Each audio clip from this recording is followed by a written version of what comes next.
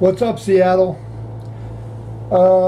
I missed the State of the Seattle address on Friday, so I'm making up for lost time. This is Father's Day today. So for everybody that's a father or has a father or knows a father, happy Father's Day. This is on Seattle's head tax repeal. Not even a month has went by. Amazon has managed to strong arm the city council. Now, pardon, I just bumped my camera. Now, I don't agree with the head tax. I take that back. I agree with Amazon and Facebook and Microsoft and various other large companies giving money to help the homeless problem, but I don't believe that they should be forced to give that money. I don't believe anybody should be forced to do the right thing. And when I mean do the right thing, help your neighbor. You should help your neighbor because you want to help your neighbor, because in the long run, by helping your neighbor, it's actually helping yourself. If your neighbor is having a very hard time trimming their yard because their equipment's went out and you've got really nice equipment, it would be nice if you would help your neighbor trim his yard. It helps keep the property value up, for one, and two, it helps keep the eyesore from running from his property over into yours. So, it says, what's up with Seattle's head tax repeal? Council members are walking back a unanimous vote less than a month later. Seattle City Council today at noon, this was on 6/12/2018, so I'm catching this a few days late. The City Council at noon, council members plan to repeal the head tax, also known as the employee hours tax. Less than a month after they unanimously passed it, they were facing an expensive, ugly battle against businesses that heavily lobbied against the tax. Do away with the lobbyists. I don't believe in good lobbyists or bad lobbyists. I don't believe that you should be allowed to lobby for things that are going to hurt the people, and I don't believe you should be able to lobby for things that will help the people. I believe no lobbyist should be allowed around any kind of government, whether it be federal, state, city, or town.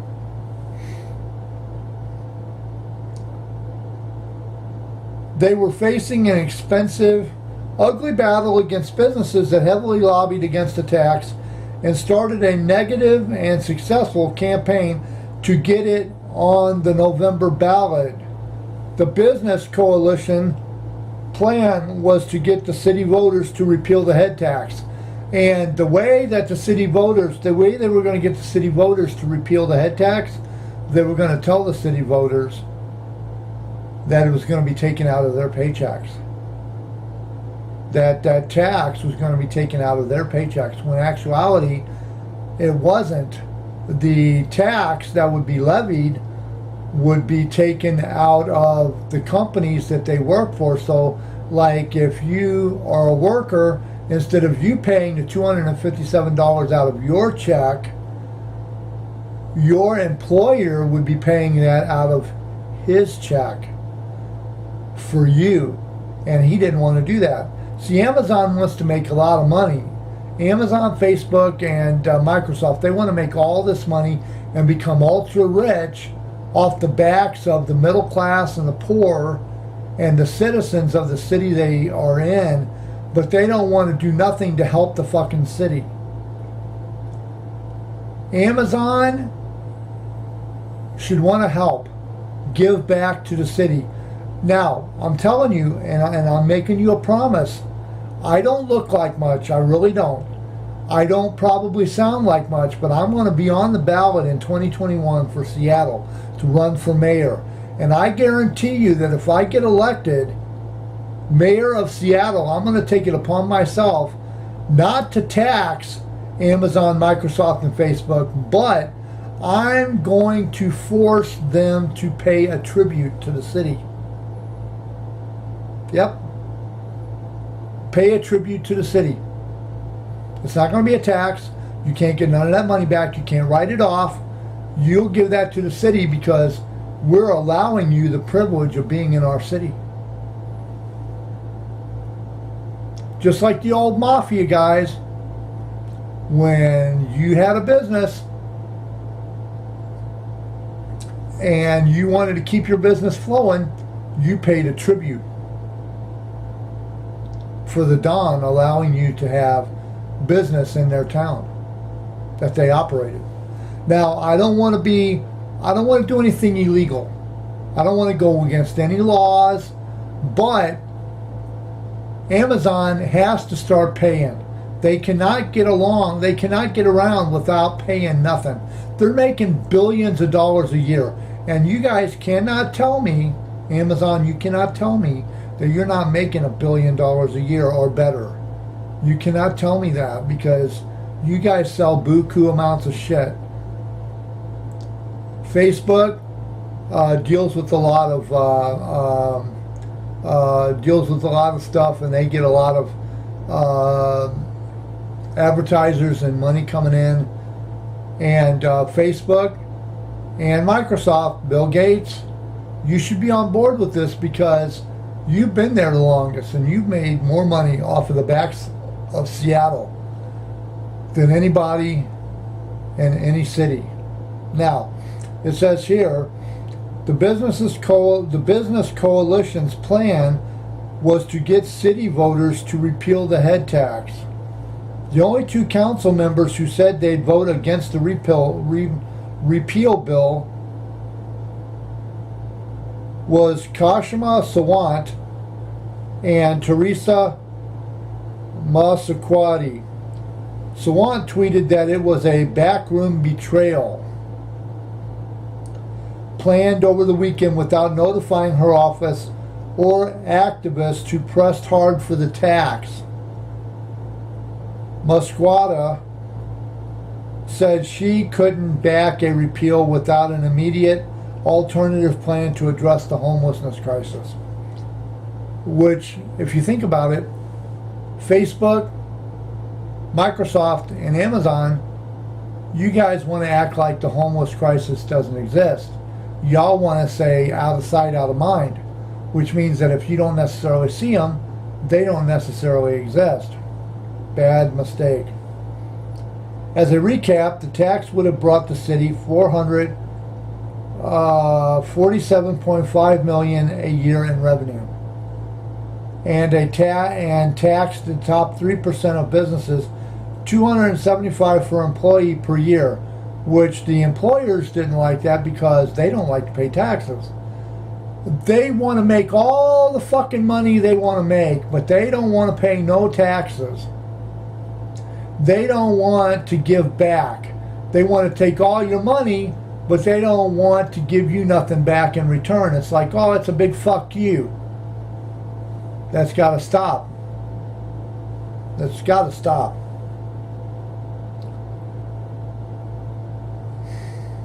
Most of the money would have been dedicated to building affordable housing and the rest to homeless services.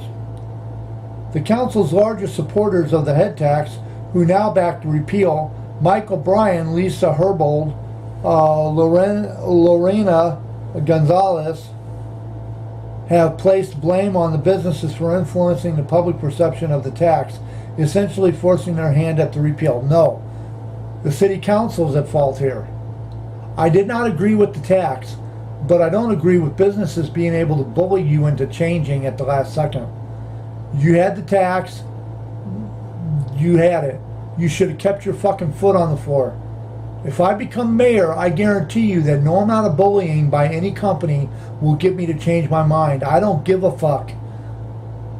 I really don't. And Seattle is way too important to me than any major company that's in the city. The overall well-being of the city is more important to me than a company saying, oh, if you don't support us, if you don't do away with that tax, we'll pick up our shit and go. I'm like that with football teams.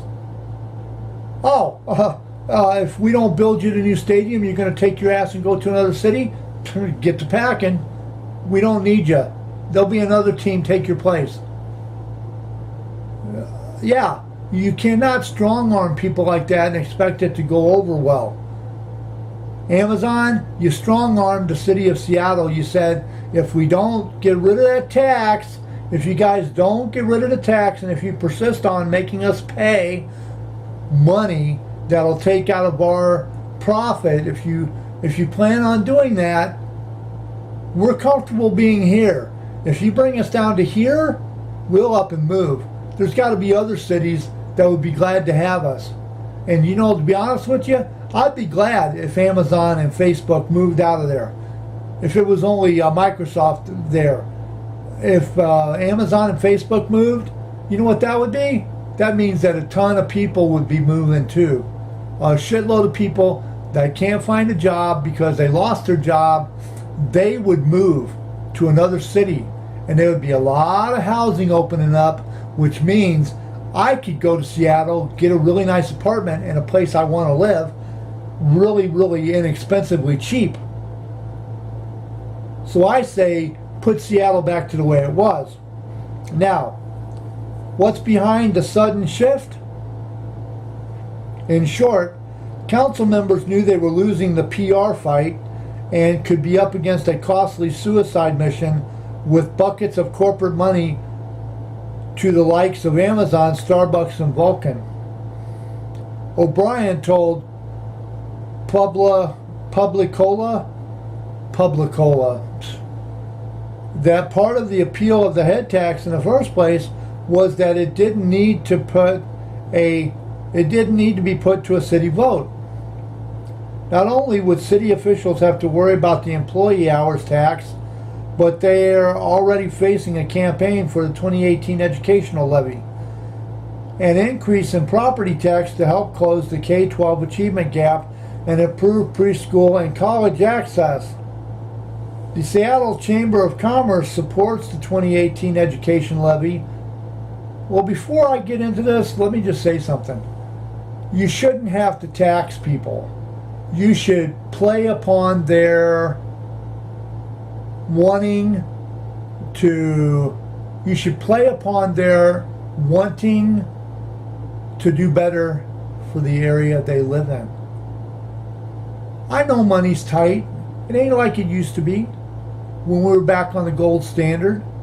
You know, back in the 1880s, you could take $5 and you could buy like $108 worth of stuff with $5 measly dollars. Nowadays, if you were to take a 2018 $5 bill and go back to 1880, you know how much you would get? 23 cents worth of junk. That's all it would be worth. Can you believe it? I don't believe that anybody should be forced to do something against their will. If you don't want to do it, then that's fine, but you can't reap any of the benefits from people that want to do something that's good for the city. Now, the Seattle Chamber of Commerce supported the 2018 education levy, and in the past has helped advocates for measures, both the preschool, families, and education levies. Now, as voters seem less amenable to more property taxes, the support could be more important than ever, and the head tax fight risks straining that relationship.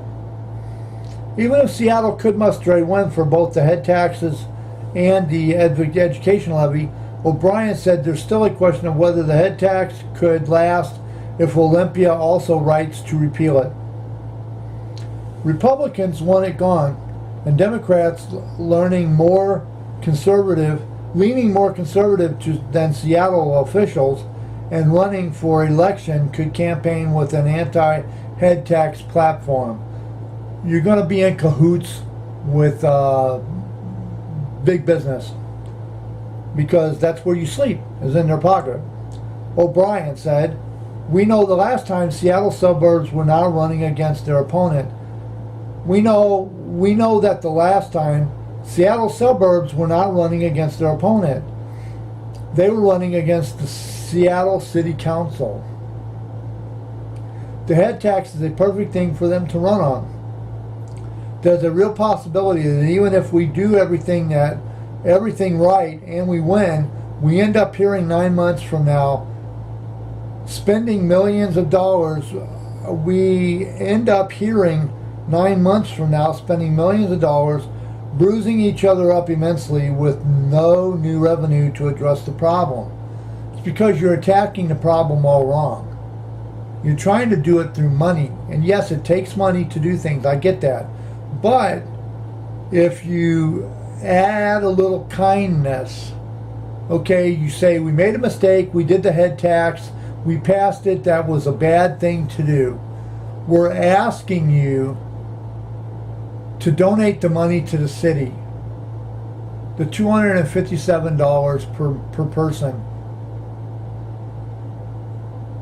We're asking you to donate that. Figure out how much it would have made each year, and then you ask Amazon, Facebook, Starbucks, you ask all these different people, companies, to help donate enough money each year that would cover that amount that you need. That way nobody gets taxed and everybody feels like they're doing something to help. Why not do that? I'm sure that if Amazon was asked in a polite and nice way, that they would be more than willing to help. At least I hope they are. Real Americans, not carpetbaggers or fucking foreigners that don't give a crap about America or the place they're at. Real Americans would have no problem doing that. Now, it says here, all of this could have also been anticipated a month ago, but the stark shift in public perception was a big enough blow to push council members over the edge. Unfortunately for activists who have been pushing for the head tax for years, there's no coming back from this anytime soon. And that, my friend, is how the head tax got taken away. And they didn't think it through enough to realize that it wasn't going to stick. You're going up against Amazon, Facebook, and you're going up against Starbucks and Seattle's Best and Caribou Coffee, and you're going up against Microsoft and all these people that don't like to be told what to do. They don't like to have somebody dig in their pocket and steal money from them. How would you like it if you were out walking down the street and a panhandler came up to you and stopped you and then put his hand in your pocket and took all your money?